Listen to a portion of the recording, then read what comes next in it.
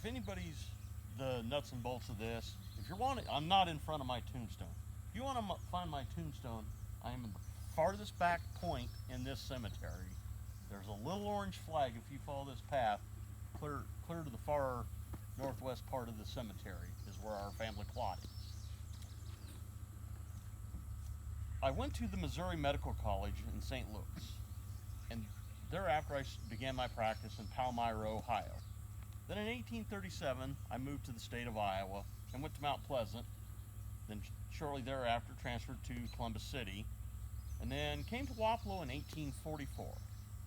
I died in Texas in 1888, and they brought my body back to be buried out here, out in my plot. Why are we talking about me? Well, I'm somewhat famous.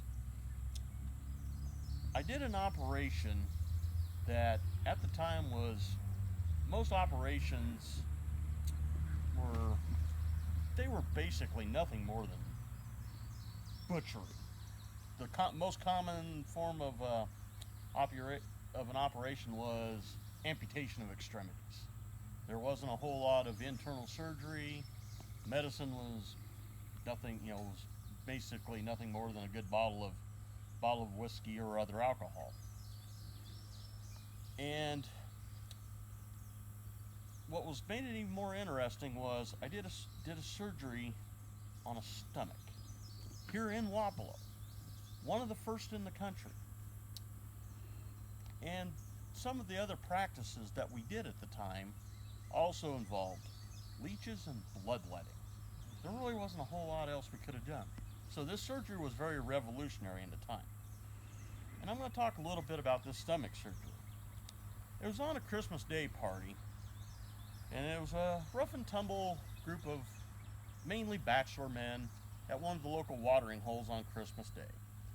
They were drinking a little too much, and they were trying to drown out the sorrow of being lonely and by their family. We've all heard the term, "hold my beer, watch this." Well, that's nothing new. That took place at that time. The man was named L.W. Bates. He was age 32, and he was a little bit of a sleight of hand expert of making things disappear and things like this.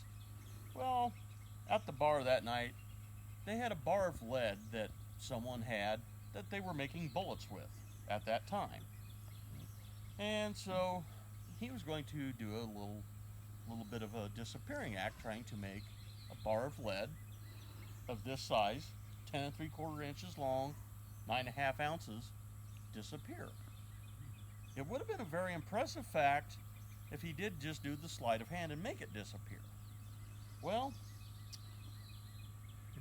he did a little more than that. He actually literally made it disappear by swallowing this bar of lead. So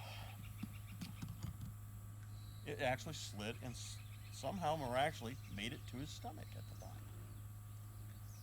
A bunch of the crowd showed up to see me right away. Most of them were pretty well intoxicated. Didn't think I kind of blew off a lot of what they were saying. They were telling me, your doctor, you need to come help him.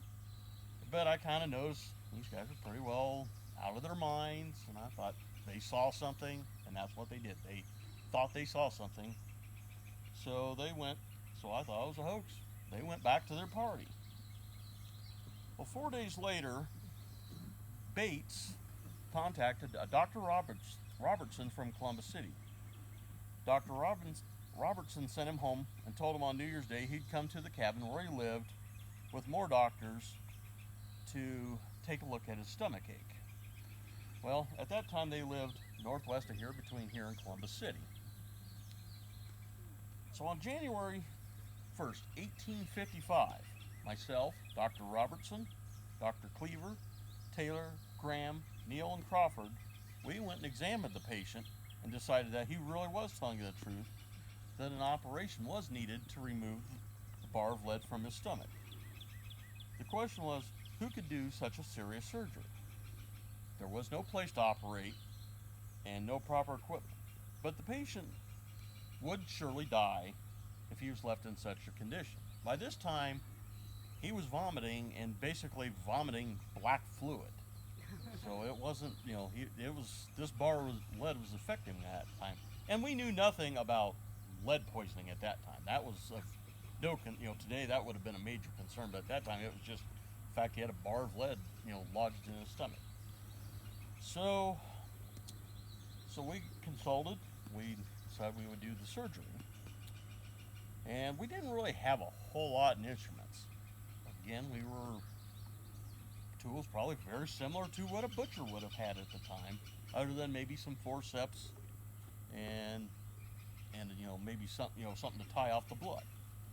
So on Wednesday, January 3rd, myself, Dr. Roberts, Cleaver, Graham, and Taylor went to his cabin, which was 6 miles northwest of town, and we told Bates we would operate on it. There was no table to operate on, so we just simply took down the door of his cabin, placed him on there, hung a rug over the front of this cabin. Remember, this was January, this was the 1850s, probably very cold and very snowy. So we didn't have a whole lot of anesthesia, so we just took chloroform to put him out. So once he was out, I went in basically right below his rib cage, kind of where his stomach and esophagus come together, made an incision, and I could felt things, could feel the bar. So now once I did open him up, I noticed the muscles and things were starting to quiver. So we just, at that time, did the only thing we could do is just take more chloroform, kept putting him out. He wasn't awake out of this misery, but his body knew it was. So basically, I just went in, kind of like this, took my thumb and my middle finger, and basically just kind of drew it right back out.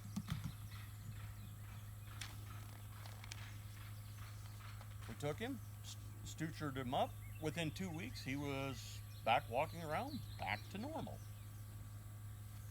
Now, because of this surgery, I was recognized in the Iowa Medical Journal and the Boston Medical Journal at the time, and then it very quickly spread across the country and across other medical journals of how to do basically an extraction and how to do stomach surgery, because I had several layers of muscle and parts of organs that I had to work on and remove out of him. Now, you're probably thinking so much, what happened to this guy? Well, he eventually left town. Bates was last seen at a Missouri penitentiary down in St. Joseph or Jefferson City, Missouri. And then the rumor was he got hung for horse thieving in Kansas. Now, this bar of lead, Dr. Chittum, who you saw earlier today, had this in his office for a long time. This eventually wound up in the University of Iowa Medical Museum. And then during the 1920s, when they were doing some renovations, this has disappeared. Nobody seems to know where it's at. We think it is in a private collection somewhere in the state of Iowa. But it is, at that time was a very revolutionary thing. And like I said, once I left the area, wound up down in Texas, and when I died in 1888, they brought me back here. This is what we called home. Thank you. You're welcome.